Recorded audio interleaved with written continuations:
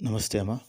ಇವತ್ತಿನ ಪೋಷನ್ ಟ್ರ್ಯಾಕರ್ ಆ್ಯಪ್ನಲ್ಲಿ ವರ್ಷನ್ 23.1 ಏನಿದೆ ಹೊಸ ವರ್ಷನು, ಆ ಒಂದು ವರ್ಷನಲ್ಲಿ ಇರ್ತಕ್ಕಂತಹ ಆ್ಯಕ್ಷನ್ ಸೆಂಟರ್ ಕ್ರಿಯಾ ಯೋಜನೆ ಅಂತ ಏನು ಬರುತ್ತೆ, ಅದರಲ್ಲಿ ಇರ್ತಕ್ಕಂತಹ ಅಪ್ಕಮಿಂಗ್ ಬೆನಿಫಿಷರಿ ಚೇಂಜಸ್ ಅಂತ ಏನಿದೆ ಆಪ್ಷನು, ಅದರ ಬಗ್ಗೆ ಒಂದು ಸಣ್ಣ ಮಾಹಿತಿ ಕಿರುಪರಿಚಯ ಆಗಿರುತ್ತೆ ಇದು.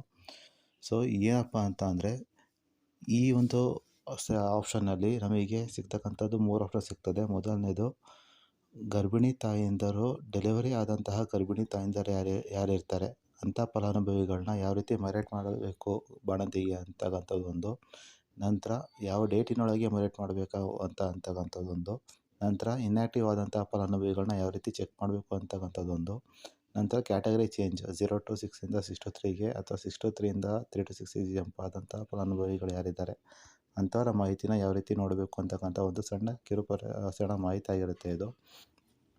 ಸೊ ವಿಡಿಯೋಗೆ ಹೋಗೋದಕ್ಕಿಂತ ಮುಂಚೆ ನಮ್ಮ ಈ ಒಂದು ಭುವಿ ಓಲ್ಗ್ ಅಂತ ಏನಿದೆ ಚಾನಲು, ಸೊ ಈ ಒಂದು ಚಾನಲ್ನ ಯಾರು ಇನ್ನೂ ಸಬ್ಸ್ಕ್ರೈಬ್ ಆಗಿಲ್ಲ, ದಯವಿಟ್ಟು ಸಬ್ಸ್ಕ್ರೈಬ್ ಆಗಿ. ಹಾಗೆ ಒಂದು ಬೆಲ್ ಐಕಾನ್ ಬರುತ್ತೆ, ಬೆಲ್ ಐಕಾನ್ ಕ್ಲಿಕ್ ಮಾಡಿ. ಇದರಿಂದ ನಿಮಗೆ ನಾವು ಯಾವುದೇ ಒಂದು ಹೊಸ ವಿಡಿಯೋಗಳು ಅಪ್ಡೇಟ್ ಆದ ತಕ್ಷಣ ನಿಮಗೆ ಒಂದು ನೋಟಿಫಿಕೇಷನ್ ಬರುತ್ತೆ. ಪೋಷನ್ ಟ್ರ್ಯಾಕರ್ಗೆ ಸಂಬಂಧಪಟ್ಟದ್ದಾಗಿರ್ಬೋದು, ಅಥವಾ ಬ್ಯಾಂಕ್ ಅಕೌಂಟ್ ಅಥವಾ ಬೇರೆ ಇನ್ನಿತರೆ ಮಾಹಿತಿ ಏನಿದೆ ಏನಾಗ್ತೀವಿ, ಸೊ ಏನೇ ವೀಡಿಯೋಸ್ ಹಾಕಿದ್ರು ಫಸ್ಟ್ ನಿಮಗೆ ನೋಟಿಫಿಕೇಷನ್ ಬರುತ್ತೆ. ನಿಮಗೆ ಉಪಯೋಗ ಆಗ್ತಕ್ಕಂಥ ಮಾಹಿತಿ ಆದ್ದರಿಂದ ಸೊ ಒಂದು ನೋಟಿಫಿಕೇಷನ್ ಬಂದರೆ ನಿಮಗೆ ಹೆಲ್ಪ್ಫುಲ್ ಆಗುತ್ತೆ. ಸೊ ಆದ್ದರಿಂದ ಫಸ್ಟ್ ವೀಡಿಯೋಸ್ನ ಸಬ್ಸ್ಕ್ರೈಬ್ ಆಗಿ, ಹಾಗೆ ಒಂದು ಬೆಲ್ ಐಕಾನ್ ಕ್ಲಿಕ್ ಮಾಡಿ. ಹಾಗೆ ಈ ಒಂದು ವೀಡಿಯೋಸ್ ಇನ್ಫಾರ್ಮೇಟಿವ್ ವೀಡಿಯೋಗಳು ನಿಮಗೆ ಯೂಸ್ಫುಲ್ ಆಗುತ್ತೆ. ಸೊ ಯೂಸ್ಫುಲ್ ಆಗೋದ್ರಿಂದ ಲೈಕ್ ಮಾಡಿ, ಹಾಗೆ ನಿಮ್ಮ ಸ್ನೇಹಿತರಿಗೂ ಸಹ ಇದನ್ನು ಶೇರ್ ಮಾಡಿಮ್ಮ. ಇನ್ನು ಸಬ್ಜೆಕ್ಟಿಗೆ ಬಂದರೆ, ಮೊದಲನೇದಾಗಿ ಪೋಷನ್ ಟ್ರ್ಯಾಕರ್ನ ಲಾಗಿನ್ ಆಗ್ತೀರಾ. ಲಾಗಿನ್ ಆದರೆ ನಿಮಗೆ ಈಗಾಗಲೇ ಹೇಳಿದ ಹಾಗೆ ಪೋಷನ್ ಟ್ರ್ಯಾಕರ್ನ ಹೋಮ್ ಸ್ಕ್ರೀನ್ನಲ್ಲಿ ಇರ್ತಕ್ಕಂತಹ ಆ್ಯಕ್ಷನ್ ಸೆಂಟರ್ ಅಂತ ಏನು ಬರುತ್ತೆ, ಆ ಆ್ಯಕ್ಷನ್ ಸೆಂಟರ್ನಲ್ಲಿ ಇರ್ತಕ್ಕಂತಹ ಅಪ್ಕಮಿಂಗ್ ಬೆನಿಫಿಷರಿ ಚೇಂಜಸ್ ಬಗ್ಗೆ ಹೇಳ್ತಾ ಇರೋದು. ಸೊ ನೀವು ಲಾಗಿನ್ ಆದರೆ ಈ ರೀತಿ ಒಂದು ಹೋಮ್ ಸ್ಕ್ರೀನ್ ರಿಫ್ಲೆಕ್ಟ್ ಆಗುತ್ತೆ ನಿಮಗೆ.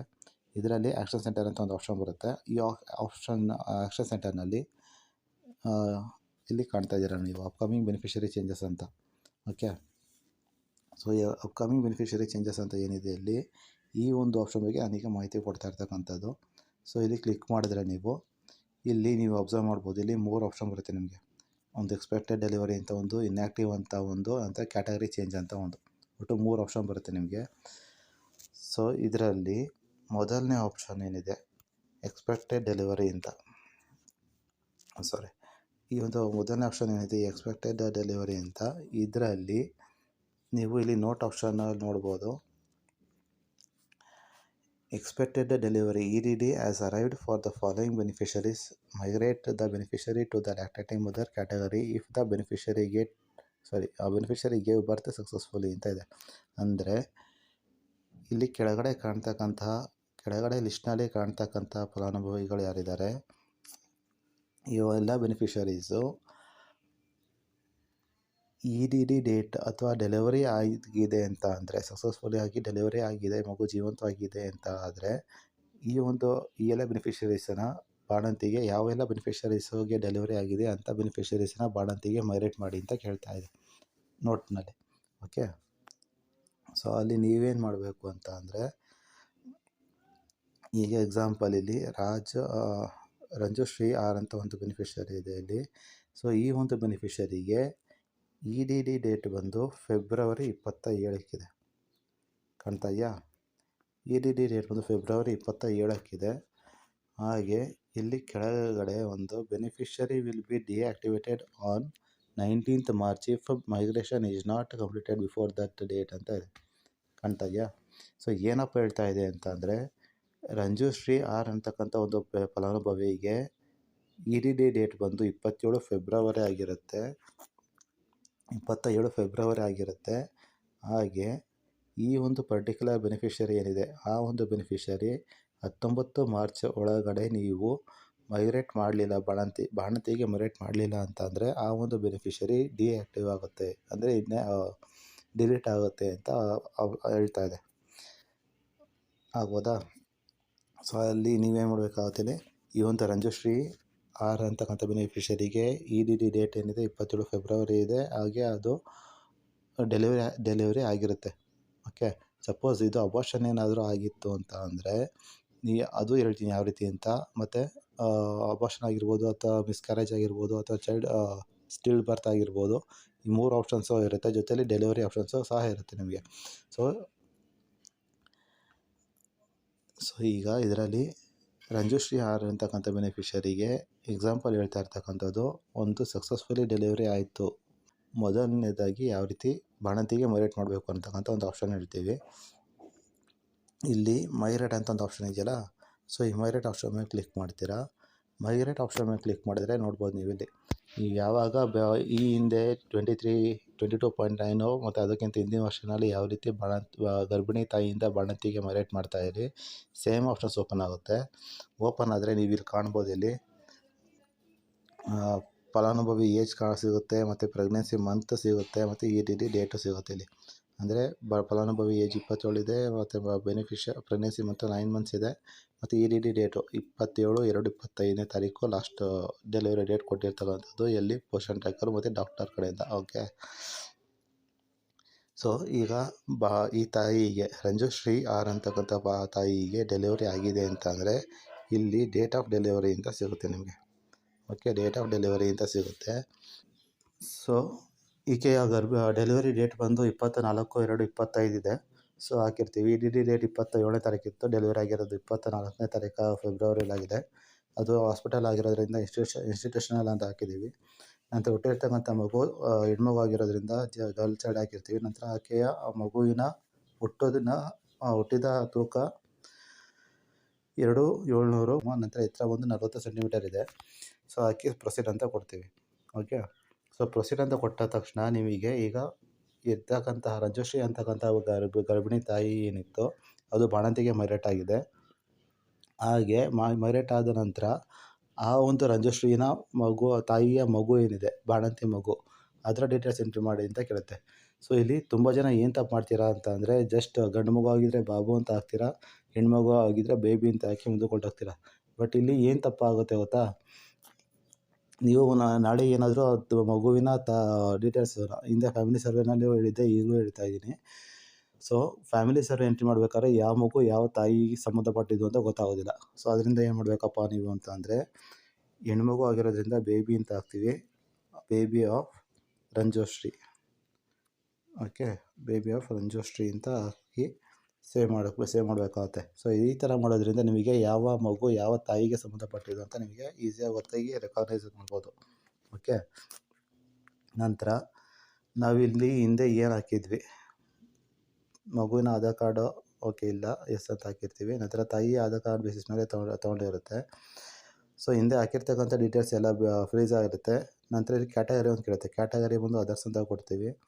ನಂತರ ಇಲ್ಲಿ ಪರ್ಮನೆಂಟ್ ನಿಮ್ಮದೇ ಕೇಂದ್ರದಲ್ಲಿ ಇರ್ತಕ್ಕಂಥ ನಿಮ್ಮದೇ ಒರಿಜಿನಲ್ ಇರ್ತಕ್ಕಂಥ ಬೆನಿಫಿಷರಿ ಆದರೆ ಪರ್ಮನೆಂಟ್ ಅಂತ ಹಾಕಿ, ಅಥವಾ ಬೇರೆ ಕಡೆಯಿಂದ ಬಂದಿರತಕ್ಕಂಥದ್ದು ಅಥವಾ ಬಾಡಿಗೆ ಮನೆಯಲ್ಲಿ ಇರ್ತಕ್ಕಂಥವಾದರೆ ಟೆಂಪರರಿ ಅಂತ ಹಾಕಿ. ನಂತರ is the child declared Divyangjan by the CMO officer medical authority ಅಂತ ಇದೆ. ಸೊ ಈ ಒಂದು ಆಪ್ಷನ್ ಏನಕ್ಕೆಪ್ಪ ಅಂತ ಅಂದರೆ, ಇದು ಪ್ರತಿಯೊಬ್ಬ ಬೆನಿಫಿಷರಿಗೂ ಈಗಾಗಲೇ ಎಂಟ್ರಿ ಇರ್ತಕ್ಕಂಥವು, ಮತ್ತು ಇನ್ನು ಮುಂದೆ ಬರ್ತಕ್ಕಂಥವು, ಮತ್ತು ಈಗ ಎಂಟ್ರಿ ಮಾಡ್ತಾ ಇರ್ತಕ್ಕಂಥ ಹೊಸ ಫಲಾನುಭವಿ ಮಕ್ಕಳು ಏನಿದ್ದಾರೆ ಅಂಥವ್ರಿಗೆ ಕಂಪಲ್ಸರಿ ಈ ಕೊನೆ ಆಪ್ಷನ್ ಏನಿದೆಯಲ್ಲ ಇದನ್ನು ಕ್ಲಿಕ್ ಮಾಡಲೇಬೇಕಾಗತ್ತೆ. ಏನಪ್ಪ ಇದು ಅಂತಂದರೆ, ಹುಟ್ಟಿರ್ತಕ್ಕಂಥ ಮಗು ದಿವ್ಯಾಂಜನ್ ಮಗುನ ಅಂತ ಅಥವಾ ದಿವ್ಯಾಂಗ ಮಗುನ ಅಂತ ಕೇಳ್ತಾ ಇದೆ. ಅಂದರೆ ಹುಟ್ಟಿರ್ತಕ್ಕಂಥ ಮಗು ಅಥವಾ ನೀವು ಎಂಟ್ರಿ ಮಾಡ್ತಾ ಇರ್ತಕ್ಕಂಥ ಮಗು ಹ್ಯಾಂಡಿಕ್ಯಾಪ್ ಇದೆಯಾ ಅಂತ ಕೇಳ್ತಾ ಇದೆ. ಸೊ ಇದೆ ಅಂತಂದರೆ ಎಸ್ ಅಂತ ಹಾಕಿ, ಇಲ್ಲ ಅಂತ ಅಂದರೆ ನೋ ಅಂತ ಹಾಕಿ ಸಬ್ಮಿಟ್ ಮಾಡಬೇಕಾಗುತ್ತೆ. ಓಕೆ, ಎಸ್ ಅಂತ ಕೊಟ್ಟರೆ ಏನಾಗುತ್ತೆ ಇಲ್ಲಿ ಅಂದರೆ, ಇನ್ನೂ 2 ಆಪ್ಷನ್ ಓಪನ್ ಆಗುತ್ತೆ. ಮೊದಲನೇದು if yes specify the type of Divyangta ಅಂತ ಇದೆ. ನಂತರ UDID ನಂಬರ್ ಅಂತ ಕೇಳುತ್ತೆ. ಸೊ ಈ ಸೆಕೆಂಡ್ ಆಪ್ಷನಲ್ಲಿ ಕ್ಲಿಕ್ ಮಾಡಿದ್ರೆ ನಿಮಗೆ ಒಂದು 5-6 ಆಪ್ಷನ್ ಬರುತ್ತೆ, 5 ಆಪ್ಷನ್ಸ್ ಬರುತ್ತೆ. ಏನು ಅಂತಂದರೆ, ಹುಟ್ಟಿರ್ತಕ್ಕಂಥ ಈ ಒಂದು ಹ್ಯಾಂಡಿಕ್ಯಾಪ್ ಮಗು ಏನಿದೆ ಆ ಒಂದು ಮಗುಗೆ ಮೂಮೆಂಟಿನ ಡಿಸೇಬಲ್ ಇದೆಯಾ, ಅಥವಾ ಮೆಂಟಲಿ ಡಿಸೇಬಲ್ ಇದೆಯಾ, ಅಥವಾ ನೋಡೋದ್ರಲ್ಲಿ ಏನಾದರೂ ಡಿಸೇಬಲ್ ಇದೆಯಾ, ಅಥವಾ ಕಣ್ಣಿಂದ ದೃಷ್ಟಿನಲ್ಲಿ ಡಿಸೇಬಲ್ ಇದೆಯಾ, ಅಥವಾ ಕಿವಿ ಕೇಳೋದ್ರಲ್ಲಿ ಡಿಸೇಬಲ್ ಇದೆಯಾ, ಅಥವಾ ಮಾತಾಡೋದ್ರಲ್ಲಿ ತೊಂದರೆ ಇದೆಯಾ ಅಂತ ಕೇಳ್ತಾ ಇದೆ. ಸೊ ಮಗುವಿಗೆ ಏನು ತೊಂದರೆ ಇದೆ ಅದನ್ನು ನೀವಿಲ್ಲಿ ಕ್ಲಿಕ್ ಮಾಡಬೇಕಾಗುತ್ತೆ. ಕ್ಲಿಕ್ ಮಾಡಿದರೆ ಇಲ್ಲಿ ಸೆಲೆಕ್ಟ್ ಆಗುತ್ತೆ. ಸೆಲೆಕ್ಟ್ ಆದ ನಂತರ ಇಲ್ಲಿ UDID ನಂಬರ್ ಅಂತ ಕೇಳುತ್ತೆ. UDID ನಂಬರು ಈ ಆಗಸ್ಟ್ ಹುಟ್ಟಿರ್ತಕ್ಕಂಥ ಮಕ್ಕಳಿಗೆ UDID ನಂಬರ್ ಕೊಟ್ಟಿರಲ್ಲ. ಸೊ ಅದು ಕಾರ್ಡ್ ಮಾಡಿಸ್ಬೇಕಾಗುತ್ತೆ ಮಗುವಿಗೆ. ಓಕೆ, ಸೊ ಕಾರ್ಡ್ ಮಾಡಿಸಿದ ನಂತರ ಈ ಒಂದು ಆಪ್ಷನ್ನ ಎಂಟ್ರಿ ಮಾಡಬೇಕಾಗುತ್ತೆ. ಸೊ ಅಲ್ಲಿವರೆಗೂ ಏನು ಕ್ಲಿಕ್ ಮಾಡಬೇಡಿ, ಜಸ್ಟ್ ಸೇವ್ ಅಂತ ಇರಲಿ. ಯಾವುದಕ್ಕೆ? ಯಾವ ಮಗು ಹ್ಯಾಂಡಿಕ್ಯಾಪ್ ಇದೆ ಅಂಥ ಮಗುಗೆ ಮಾತ್ರ. ಓಕೆ, ಸಪೋಸ್ ಯಾವ ಮಗು ಹ್ಯಾಂಡಿಕ್ಯಾಪ್ ಅಲ್ಲ, ಆರೋಗ್ಯವಾಗಿರುತ್ತೆ ಅಂಥವಕ್ಕೆ ನೋ ಅಂತ ಕೊಟ್ಟು ಸೇವ್ ಮಾಡಬೇಕಾಗುತ್ತೆ. ಪ್ರತಿ ಮಗುವೂ ಇದು ಎಂಟ್ರಿ ಇರಬೇಕು. ಆಗ್ಬೋದಾ? ಸೊ ನಾನಿಲ್ಲಿ ಎಕ್ಸಾಂಪಲ್ ಹೇಳ್ತಾ ಇರ್ತಕ್ಕಂಥದ್ದು ದಿವ್ಯಾಂಗ ಮಗುವಿಗೆ SCing ಅಂತ ಕೊಟ್ಟು UDID ಕಾರ್ಡ್ ಯಾವಾಗ ಬರುತ್ತೆ ಆವಾಗ ಆ ಕಾರ್ಡ್ ನಂಬರ್ನ ಹಾಕಿ ಸಬ್ಮಿಟ್ ಮಾಡಬೇಕಾಗುತ್ತೆ. ಸೊ ಈ ಒಂದು ಮಗು ಏನಿದೆ ಅದು ಆರೋಗ್ಯವಾಗಿರೋದ್ರಿಂದ ನೋ ಅಂತ ಕೊಟ್ಟಿರ್ತೀನಿ. ನೋ ಅಂತ ಕೊಟ್ಟು ಸಬ್ಮಿಟ್ ಅಂತ ಮಾಡ್ತೀನಿ. ಸೊ ಇದಿಷ್ಟು ಗರ್ಭಿಣಿ ತಾಯಿಯಿಂದ ಬಾಣಂತಿಗೆ ಮೈಗ್ರೇಟ್ ಮಾಡ್ತಕ್ಕಂಥ ಒಂದು ಪ್ರೋಸೆಸ್ಸು. ಸೊ ನೀವಿಲ್ಲಿ ನೋಡ್ಬೋದು, ಇಲ್ಲಿ ರಂಜುಶ್ರೀ 1 ಮತ್ತು ಆಕೆಯ ಬೇಬಿ ಆಫ್ ರಂಜುಶ್ರೀ ಎರಡೂ ಮೈಗ್ರೇಟ್ ಆಗಿದೆ. ರಂಜುಶ್ರೀ ಬಾಣಂತಿ ಮೈಗ್ರೇಟ್ ಆಗಿದೆ. ನಂತರ ಬೇಬಿ ಆಫ್ ರಂಜುಶ್ರೀ 0 to 6 ಎಂಟ್ರಿ ಆಗಿದೆ. ಇದು ಕ್ಲಿಯರಾಗಿ ಕಾಣ್ತಾ ಇದೆ. ಮೈಗ್ರೇಟ್ ಟು ಲ್ಯಾಕ್ಟೇಟಿವ್ ಮದರ್ ಅಂತ ಮತ್ತು ಕ್ರಿಯೇಟ್ ಪ್ರೊಫೈಲ್ ಅಂತ ಇದೆ. ಓಕೆ, ಕ್ಲಿಯರಾಗಿ ಅರ್ಥ ಆಗುತ್ತೆ ನಿಮಗೆ. ನಂತರ ಡನ್ ಅಂತ ಕೊಡ್ತೀರಾ. ಸೊ ಇದಿಷ್ಟು ನೀವು ಗರ್ಭಿಣಿಯಿಂದ ಬಾಣಂತಿಗೆ ಮೈಗ್ರೇಟ್ ಮಾಡ್ತಕ್ಕಂಥ ಒಂದು ಪ್ರೋಸೆಸ್ಸು. ಇದು ಪ್ರತಿ ತಿಂಗಳು ಯಾವ ಗರ್ಭಿಣಿಗೆ ಡೆಲಿವರಿ ಆಗಿರುತ್ತೆ ಅದನ್ನು ನೀವು ಚೆಕ್ ಮಾಡಬೇಕು. ಅದನ್ನು ಕಂಪಲ್ಸರಿ ಮೈಗ್ರೇಟ್ ಮಾಡಬೇಕು. ಮತ್ತೆ ಹೇಳ್ತಾ ಇದ್ದೀನಿ, ಒಂದು ಗರ್ಭಿಣಿ ತಾಯಿ ಎಂಟ್ರಿ ಇದ್ದಾರೆ ಅಂತಂದರೆ ಮಿನಿಮಮ್ 10 ತಿಂಗಳವರೆಗೂ ನಿಮಗೆ ಆಕೆಗೆ ಡೆಲಿವರಿ ಆಗಿ 1 ತಿಂಗಳು, 10 ತಿಂಗಳು ಡೆಲಿವರಿ ಆದ ನಂತರ 10 ತಿಂಗಳಲ್ಲ, ಆಕೆ ಡೆಲಿವರಿ ಅಂತ ಯಾವಾಗ ಡಿಕ್ಲೇರ್ ಆಗುತ್ತೆ ಡಿಕ್ಲೇರ್ ಆದ ದಿನದಿಂದ 10 ತಿಂಗಳವರೆಗೂ ನಿಮಗೆ ಟೈಮ್ ಇರುತ್ತೆ. ಏನಕ್ಕೆ? ಬಾಣಂತಿಗೆ ಮೈಗ್ರೇಟ್ ಮಾಡೋದಕ್ಕೆ. 10ನೇ ತಿಂಗಳು ಏನಿದೆ ಅದೇ ಆ ಡೇಟಲ್ಲಿ ಈ ಒಂದು ಕೆಳಗಡೆ ಡಿಸ್ಪ್ಲೇ ಆಗುತ್ತೆ. ಈ ಡೇಟ್ ಒಳಗೆ ಮೈಗ್ರೇಟ್ ಮಾಡಿ ಅಂತ ಡಿಸ್ಪ್ಲೇ ಆಗುತ್ತೆ ನಿಮಗೆ. ಸೊ ಆ ಡೇಟ್ ಒಳಗಡೆ ನೀವು ಮೈಗ್ರೇಟ್ ಮಾಡಲಿಲ್ಲ ಅಂತಂದರೆ ಆ ಒಂದು ಬೆನಿಫಿಷರಿ ಡಿಲೀಟ್ ಆಗೋವಂಥ ಚಾನ್ಸಸ್ ತುಂಬ ಇರುತ್ತೆ. ಡಿಲೀಟ್ ಆಗುತ್ತೆ, ಆಗ್ಬೋದಾ? ಸೊ ಆದ್ದರಿಂದ ಆ ಒಂದು ಡೇಟ್ ಬರೋದಕ್ಕೂ ಮುಂಚೆ ಮೈಗ್ರೇಟ್ ಮಾಡ್ಕೊಳ್ಳಿ. ಸೊ ಈಗ ಇದು ಸಕ್ಸಸ್ಫುಲಿ ಡೆಲಿವರಿ ಆದಂತಹ ಫಲಾನುಭವಿ ಏನಿದೆ ಅದನ್ನು ಬಾಣಂತಿಗೆ ಮೈಗ್ರೇಟ್ ಮಾಡೋದಕ್ಕೆ ಆಪ್ಷನ್ ಆಯಿತು. ಈಗ ಸಪೋಸ್ ಅಬಾರ್ಷನ್ ಆಗಿತ್ತು ಅಂತ ಅಂದರೆ ಎಕ್ಸಾಂಪಲ್ ಈ ಸುಪ್ರಿಯಾ ಅಂತ ಏನಿದೆ ಅದನ್ನು ಜಸ್ಟ್ ಎಕ್ಸಾಂಪಲ್ ಪರ್ಪಸ್ ಹೇಳ್ತಾ ಇದ್ದೀನಿ ನೋಡಿ. ಇಲ್ಲಿ ಮೈಗ್ರೇಟ್ ಅಂತ ಕೊಡ್ತೀರಾ. ಮೈಗ್ರೇಟ್ ಅಂತ ಕೊಟ್ಟ ನಂತರ ಇಲ್ಲಿ ಟಾಪಲ್ಲಿ ನೀವು ನೋಡ್ಬೋದು ಟು ಎಂಟರ್ ಮಿಸ್ಕ್ಯಾರೇಜ್, ಇಲ್ಲಿ to enter miscarriage abortion or stillbirth details ಅಂತ ಕೇಳ್ತಾ ಇದೆ. ಕ್ಲಿಕ್ ಹಿಯರ್ ಅಂತ ಕೇಳ್ತಾ ಇದೆ ಇಲ್ಲಿ. ಓಕೆ, ಸೊ ಅಂದರೆ ಡೆಲಿವರಿ ಆಗಿ ಮಗು ಜೀವಂತವಾಗಿ ಡೆಲಿವರಿ ಆಗಿತ್ತು ಅಂತ ಅಂದರೆ ಈ ಒಂದು ಡೀಟೇಲ್ಸ್ಗಳನ್ನ ಫಿಲ್ ಮಾಡ್ತೀರಾ.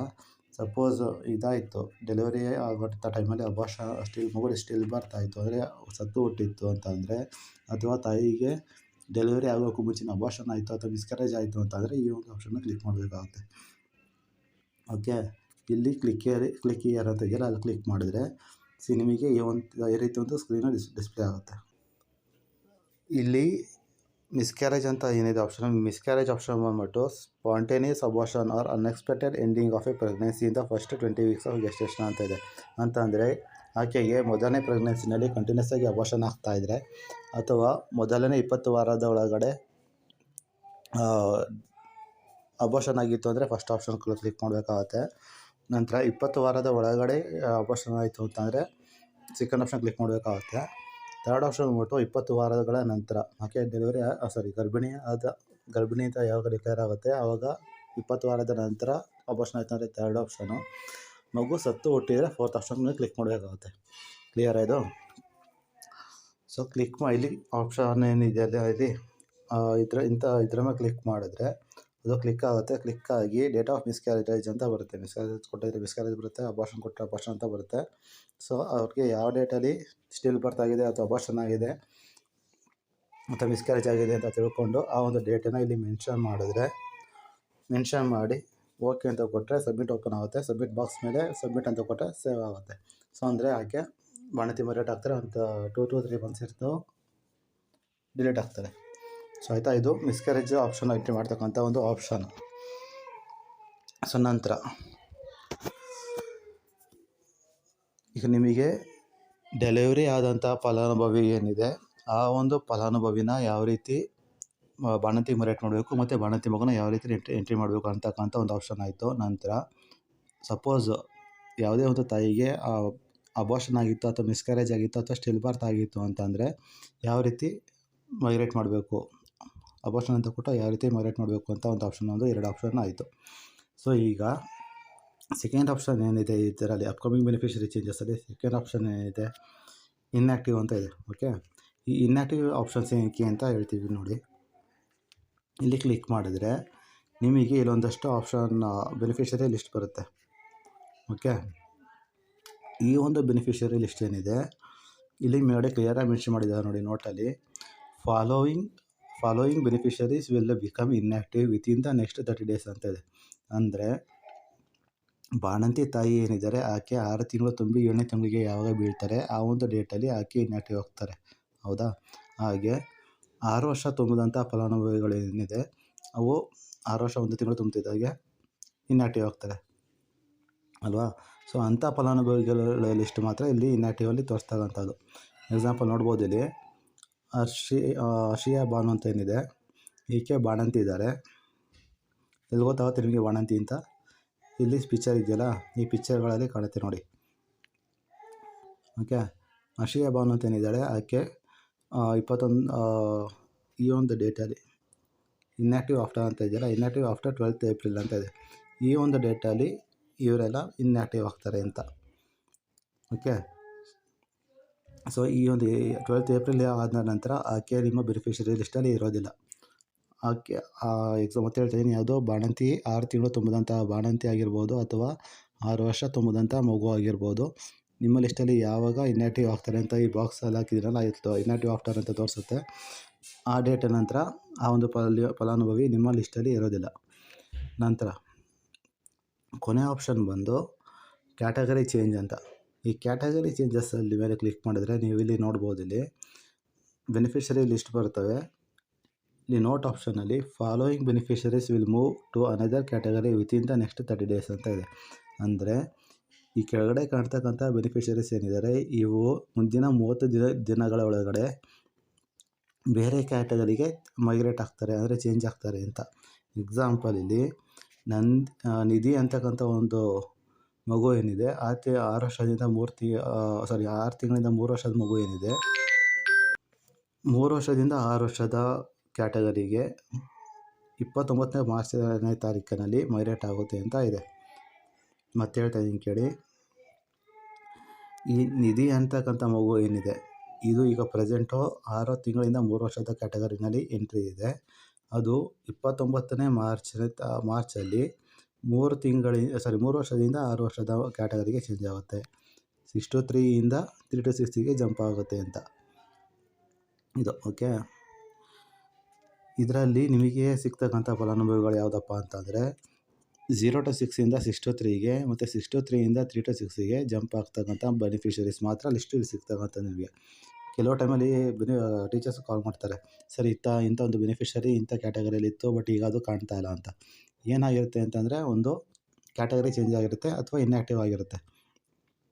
ಓಕೆ, ಸೊ ಅದರಿಂದ ನೀವು ಇಲ್ಲಿ ನೋಡ್ಕೊಳ್ಬೇಕಾಗುತ್ತೆ ಯಾವ ಬೆನಿಫಿಷರಿ ಯಾವ ಕ್ಯಾಟಗರಿಗೆ ಚೇಂಜ್ ಆಗಿದೆ ಅಂತ. ಆಯಿತಾ? ಈ ಮುಂಚೆ ಇದು ಎಲ್ಲಿ ಬರ್ತಿತ್ತು ಅಂತ ಅಂದರೆ ಹೋಮ್ ಸ್ಕ್ರೀನಲ್ಲಿ ಓಕೆ ಈ ಒಂದು ಬೆಲ್ ಐಕಾನಲ್ಲಿ ಅದು ಡಿಸ್ಪ್ಲೇ ಆಗ್ತಾಯಿತ್ತು ಅಲ್ವಾ? ಇದು ಕ್ಲಿಕ್ ಮಾಡಿದ್ರೆ ಇಲ್ಲಿ ಕ್ಯಾಟಗರಿ ಅಪ್ಡೇಟು ಮತ್ತು ಇನ್ಆ್ಯಕ್ಟಿವ್ ಅಂತ 2 ಆಪ್ಷನ್ ಬರ್ತಿತ್ತು. ಈಗಲೂ ಬರ್ತಾ ಇದೆ. ಕ್ಯಾಟಗರಿ ಅಪ್ಡೇಟು ಮತ್ತು ಇನ್ಆ್ಯಕ್ಟಿವ್ ಅಂತ ಇಲ್ಲಿ ಲಿಸ್ಟಲ್ಲಿ ಬರುತ್ತೆ ನೋಡಿ. ಇಲ್ಲಿ ಆಗಲೇ ಮಾಡಿದ್ದು ನಾವು ರಂಜುಶ್ರೀ ಆರ್ ಅಂತಕ್ಕಂಥದ್ದು mood from pregnant women category two lactating mother category ಅಂತ ಇಲ್ಲಿ ತೋರಿಸ್ತಾ ಇದೆ. ಯಾವ ಡೇಟಲ್ಲಿ 19th 3/25 ಅಂದರೆ ಇವತ್ತು. ನೆಕ್ಸ್ಟ್ ಇನ್ನೊಂದು Parashurama has been moved from 6 months to 3 years category to 3 to 6 year category on 14th 3/25 March 14ನೇ ತಾರೀಕು ಪರಶುರಾಮ ಅಂತಕ್ಕಂಥ ಒಂದು ಬೆನಿಫಿಷರಿ ಏನಿದೆ ಅದು 6 to 3 ಇಂದ 3 to 6ಗೆ ಜಂಪ್ ಆಗಿದೆ ಅಂತ ತೋರಿಸ್ತಾ ಇದೆ. ಸೊ ಇದೇ ಆಪ್ಷನ್ಸನ್ನೇ ಇವಾಗ ಇಲ್ಲಿ ಬಿಟ್ಟಿರ್ತಕ್ಕಂಥದ್ದು ನಿಮಗೆ. ಇಲ್ಲಿ ಕ್ಯಾಟಗರಿ ಚೇಂಜು, ಇಲ್ಲಿ ಆ್ಯಕ್ಷನ್ ಸೆಂಟರಲ್ಲಿ ಇರ್ತಕ್ಕಂಥ ಅಪ್ಕಮಿಂಗ್ ಬೆನಿಫಿಷರಿ ಚೇಂಜಸ್ ಅಂತ ಏನಿದೆಯಲ್ಲ ಇಲ್ಲದೇ ಸೇಮ್ ಆಪ್ಷನ್ಸೇ ಇಲ್ಲಿ ಬಿಟ್ಟಿರ್ತಕ್ಕಂಥದ್ದು. ಇನ್ಆ್ಯಕ್ಟಿವ್ ಮತ್ತು ಕ್ಯಾಟಗರಿ ಚೇಂಜಲ್ಲಿ ಬೇರೆ ಏನು ಚೇಂಜಸ್ ಇಲ್ಲ. ಇದರಲ್ಲಿ ಅಲ್ಲಿ ಚೇಂಜ್ ಆದಮೇಲೆ ಅಲ್ಲಿ ನೋಟಿಫಿಕೇಷನಲ್ಲಿ ಬರುತ್ತೆ. ಬಟ್ ಇಲ್ಲಿ ಚೇಂಜ್ ಆಗೋದಕ್ಕೂ ಮುಂಚೆನೇ ನಿಮಗೆ ಡಿಸ್ಪ್ಲೇ ಆಗುತ್ತೆ ಯಾವ ಬೆನಿಫಿಷರಿ ಯಾವ ಡೇಟಲ್ಲಿ ಚೇಂಜ್ ಆಗುತ್ತೆ ಅಂತ. ಓಕೆ, ಸೊ ಇದಿಷ್ಟು ಪೋಷನ್ ಟ್ರ್ಯಾಕರ್ 23.1 ವರ್ಷನ್ನಲ್ಲಿನ ಆ್ಯಕ್ಷನ್ ಸೆಂಟರ್ನಲ್ಲಿ ಇರ್ತಕ್ಕಂಥ ಅಪ್ಕಮಿಂಗ್ ಬೆನಿಫಿಷರಿ ಚೇಂಜಸ್ನ ಬಗ್ಗೆ ಒಂದು ಸಣ್ಣ ಮಾಹಿತಿ. ಸೊ ಈ ಒಂದು ವಿಡಿಯೋ ನಿಮಗೆ ತುಂಬ ಹೆಲ್ಪ್ಫುಲ್ ಆಗುತ್ತೆ ಅಂತ ನಿಮಗೆ ಅನಿಸಿದ್ರೆ ದಯವಿಟ್ಟು ವಿಡಿಯೋನ ಲೈಕ್ ಮಾಡಿ, ಶೇರ್ ಮಾಡಿ, ಹಾಗೆ ಸಬ್ಸ್ಕ್ರೈಬ್ ಮಾಡಿ. ಸಬ್ಸ್ಕ್ರೈಬ್ ಆದ ನಂತರ ಪಕ್ಕದಲ್ಲಿ ಒಂದು ಸಣ್ಣ ಬೆಲ್ಲೈಕನ್ ಬರುತ್ತೆ, ಬೆಲ್ಲೈಕನ್ನ ಕ್ಲಿಕ್ ಮಾಡಿ. ಇದರಿಂದ ನಿಮಗೆ ನಾವು ಹಾಕ್ತಕ್ಕಂಥ ಯಾವುದೇ ಒಂದು ಹೊಸ ವಿಡಿಯೋ ಆಗಿರ್ಬೋದು ನಿಮಗೆ ಫಸ್ಟ್ ನೋಟಿಫಿಕೇಷನ್ ಬರುತ್ತೆ. ನೀವು ಅದನ್ನು ಈಸಿಯಾಗಿ ಅಪ್ಡೇಟ್ ಮಾಡ್ಬೋದಾಗುತ್ತೆ. ಸೊ ಈ ಒಂದು ವಿಷಯನ ನಾವು ಪ್ರತಿ ವಿಡಿಯೋದಲ್ಲೇ ಹೇಳ್ತೀವಿ, ಸೊ ಇಲ್ಲೂ ಹೇಳ್ತಾ ಇದ್ದೀವಿ. ದಯವಿಟ್ಟು ಸಬ್ಸ್ಕ್ರೈಬ್ ಆಗಿ. ಸಬ್ಸ್ಕ್ರೈಬ್ ಆದ ನಂತರ ವೀಡಿಯೋಸ್ನ ದಯವಿಟ್ಟು ಪೂರ್ತಿಯಾಗಿ ನೋಡಿ. ಯಾವುದು ಸ್ಕಿಪ್ ಮಾಡೋಕೆ ಹೋಗಬೇಡಿ. ಸ್ಕಿಪ್ ಆದರೆ ನೆಕ್ಸ್ಟ್ ಸ್ಟೆಪ್ ನಿಮ್ಗೆ ಅರ್ಥ ಆಗೋದಿಲ್ಲ. ಓಕೆ, ಸೊ ಇಷ್ಟು ಹೇಳ್ತಾ ನಮ್ಮ ಒಂದು ಸಣ್ಣ ವಿಡಿಯೋನ ಮುಗಿಸ್ತಾ ಇದ್ದೀವಿ. Thank you.